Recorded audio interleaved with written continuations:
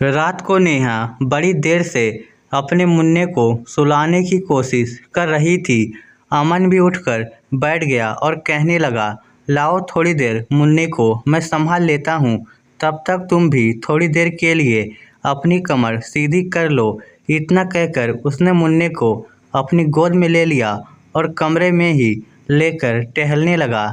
नेहा थोड़ी देर के लिए लेटी ही थी कि तभी उसकी सास बिमला देवी जोर जोर से उसके कमरे का दरवाज़ा पीटने लगी तो दोनों हड़बड़ाकर दरवाजे की ओर भागे। बिमला देवी ने दरवाज़ा खुलते ही कहना शुरू कर दिया, अरे बेटा, पता नहीं क्यों मुझे सांस लेने में दिक्कत हो रही है और बड़ी घबराहट हो रही है। अकेले कमरे में मुझे बिल्कुल भी अच्छा नहीं लग रहा है। मुझे बहुत घुटन सी महसूस हो रही है।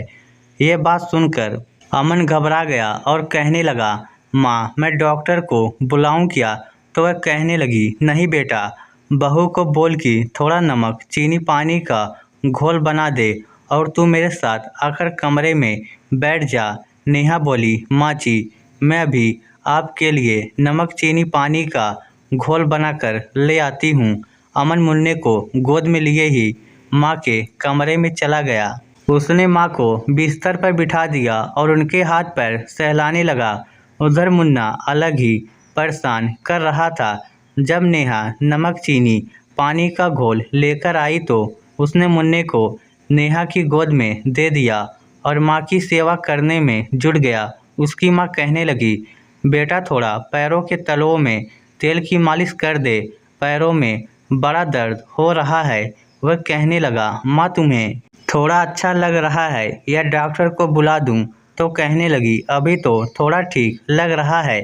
अब ऐसे अचानक से घबराहट होने लगी थी तो मुझे कुछ समझ में नहीं आया, इसलिए मैं तुम लोगों को बुलाने चली आई। फिर वह अपनी बहू की ओर देखते हुए बोली, बहू, मुन्ने को लेकर अपने कमरे में जाओ, यहाँ पर ये रोएगा तो मैं डिस्टर्ब हो जाऊंगी।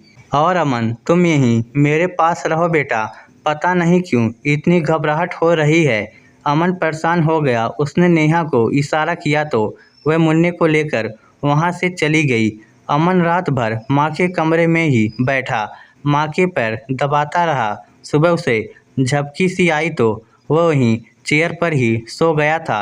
सुबह उसे ऑफिस जाना था तो सुबह सवेरे उठकर तैयार होकर ऑफिस के लिए निकल गया।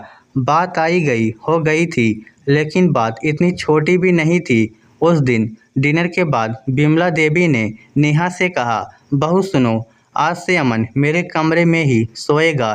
कल तुमने देखा था ना मेरी तबीयत कितनी खराब हो गई थी। अब ऐसे रात में कोई मेरे पास होना चाहिए ना। अचानक से कुछ हो गया तो। ये सुनकर नेहा हैरानी से उनका चेहरा देखने लगी। अमन भी वहीं सोफे पर बैठा हुआ था, वह भी हैरान रह गया। तब बिमला देवी आगे बोली, बहू, अब से मेरा बेटा मेरे कमरे में ही सोएगा। वैसे भी हमें तो अपने कुल का चिराग मिल गया है। अब तुम घर गृहस्थी संभालो। अब तुम्हें मेरे बेटे की क्या ज़रूरत है? नेहा स्तब्ध होकर सास की बातें सुन रही थी। उसने तो कभी ऐसी बात नहीं देखी थी कि माँ बनने के बाद कोई औरत अपने पति से अलग हो जाए। संकोच के मारे वह कुछ बोल भी नहीं पा रही थी। उसने उम्मीद भरी नज़रों से अमन की ओर देखा तो वह भी खामोश रह गया, क्योंकि उसे भी माँ के सामने मुंह खोलने में शर्म सी महसूस हो रही थी। बिमला देवी अपना फैसला सुनाकर चुप हो गई। जब उन्होंने देखा कि बेटा और बहू कुछ नहीं बोल रहे हैं तो वह खुश हो गई और सोचने लगी कि अब मैं बेटे बहू को दूर ही रखूंगी। उन्हें लगता था कि ऐसा करके वह अपने बेटे को अपने काबू में रखेंगी, वरना बहू उनके बेटे पर अपने रूप का जादू चलाकर उसे अपनी मुट्ठी में कर लेगी। इसलिए वह जानबूझकर ऐसा कर रही थी। अब अमन ने भी कुछ नहीं बोला था तो वह खुश हो गई।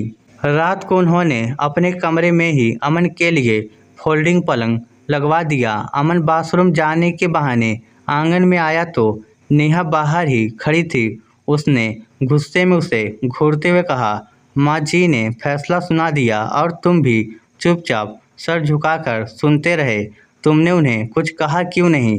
क्या इसी दिन के लिए मैंने तुमसे शादी की थी? अगर मुझे ये सब पता होता तो मैं माँ ही नहीं बनती।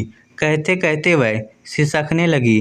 अमन परेशान हो गया। वह कहने लगा, यार मुझे भी माँ की बात कुछ समझ में नहीं आई, लेकिन मैं क्या करूँ? वह बोल रही हैं कि उनकी तबीयत ठीक नहीं है। अगर ऐसे समय पर मैं इनकार करता तो वह हंगामा कर देती कि मेरी तबीयत ठीक नहीं है और कोई मेरा ध्यान रखने को भी तैयार नहीं है। माँ का विरोध करते हुए मुझे थोड़ी शर्म आ रही थी। मैं कैसे कहूँ कि मुझे पत्नी के साथ एक कमरे में रहना है। नेहा ने अपना सिर पीट लिया और कहने लगी, बच्चा पैदा करने से पहले तुम्हें शर्म नहीं आई थी? इतना कहकर वह गुस्से में अपने कमरे में चली गई।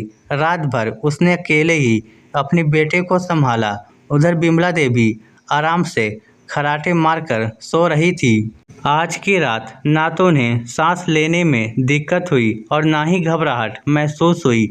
अमन भी देर रात तक करवटें बदलता रहा। उसे भी यह सब ठीक नहीं लग रहा था। काफ़ी देर तक सोच विचार करने के बाद उसे एक उपाय सूझा और वह मंद मंद मुस्कुराते हुए सो गया। अगली सुबह जब उसकी नींद टूटी तो बिमला देवी उठकर बाथरूम जा चुकी थी। वह झटपट उठकर अपने कमरे की ओर भागा। नेहा मुन्ने को गोद में लिए खिड़की से बाहर ताक रही थी। अमन ने जाकर पीछे से उसे अपनी बाहों में भर लिया और उसके माथे को चूमते हुए बोला, बस आज मैं इस समस्या का समाधान निकाल लूँगा। तुम मुझ पर भरोसा रखना। पति की बात सुनकर वह खुशी के मारे फूली न समाई। अमन जल्दी से कमरे से बाहर निकल गया और हॉल में सोफे पर चिंतित मुद्रा में बैठ गया। जब बिमला देवी अपने रूम से निकलकर बाहर आई तो अमन को ऐसे परेशान देखकर पूछने लगी, क्या हुआ बेटा? तू इतना परेशान क्यों है? अमन की आंखों में आंसू आ गए और वह भरे गले से कहने लगा, माँ, मैं पिताजी को तो खो चुका हूँ, लेकिन तुम्हें नहीं खोना चाहता। मुझे तो बड़ी घबराहट हो रही है कि आखिर तुम्हें कौन सी बीमारी हो गई है जो तुम्हें सांस लेने में दिक्कत हो रही थी। मैं तो कहता हूँ कि चलो आज हम सुबह सवेरे डॉक्टर के पास चलते हैं और तुम्हारा पूरा हेल्थ चेकअप करवा लेते हैं। कम से कम तसल्ली तो होनी चाहिए ना। और अगर कोई प्रॉब्लम होगी तो डॉक्टर इलाज शुरू कर देंगे। मैं कोई लापरवाही नहीं करना चाहता। यह सुनकर बिमला देवी सकपका गई। अमन आगे बोला, और वैसे भी मैं रोज रात तुम्हारे कमरे में सो नहीं सकता। मुन्ना भी छोटा है। नेहा उसे अकेले संभालते संभालते थक जाती होगी तो मैं कमरे में होता हूँ तो उसकी थोड़ी मदद कर देता हूँ। अब ऐसे तो रोज रोज मैं उसे अकेले नहीं छोड़ सकता ना। आखिर वह मेरी पत्नी है। अगर मेरी जगह पापा होते और वह तुम्हें अकेले कमरे में छोड़कर अपनी मम्मी के कमरे में सोने जाते तो तुम्हें कैसा लगता? इस बात पर बिमला देवी कुछ बोल नहीं पाई तो अमन कहने लगा, मैं गांव से चाचा जी की बेटी रीमा को बुला लेता हूँ। वैसे भी उसके एग्ज़ाम ख़त्म हो गए हैं तो वह आकर तुम्हारे कमरे में रह लेगी और तुम्हारी देखभाल भी कर लेगी। अब तो बिमला देवी को ये बात बिल्कुल भी पसंद नहीं आई क्योंकि वह अपने देवर के परिवार से दूर रहना ही पसंद करती थी। वह हकलाते हुए कहने लगी, अरे बेटा, उन लोगों को परेशान करने की क्या ज़रूरत है? हमारा परिवार है, हम मिलकर अपनी समस्याएं सुलझा लेंगे। और सुन, डॉक्टर के पास भी नहीं जाना। मुझे उसी दिन हो सकता है रात को कोई बुरा सपना आ गया हो, लेकिन कल रात तो मुझे अच्छी नींद आई ना।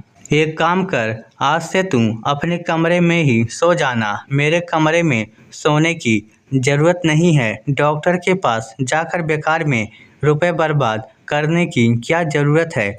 अभी तो मैं बिल्कुल ठीक ठाक महसूस कर रही हूँ। अच्छा सुन, मैं टहलने के लिए जा रही हूँ। अपनी सेहत का ध्यान रख लेती हूँ, नहीं तो बेकार में डॉक्टर के पास जाना पड़ेगा। इतना बोलकर वह तीर की तेजी से घर से बाहर निकल गई तो अमन मंद मंद मुस्कुरा उठा। कमरे के दरवाजे के पीछे खड़ी नेहा भी सब सुन रही थी। उसकी भी खुशी का कोई ठिकाना न रहा। वह मुस्कुराते हुए कमरे से बाहर आई।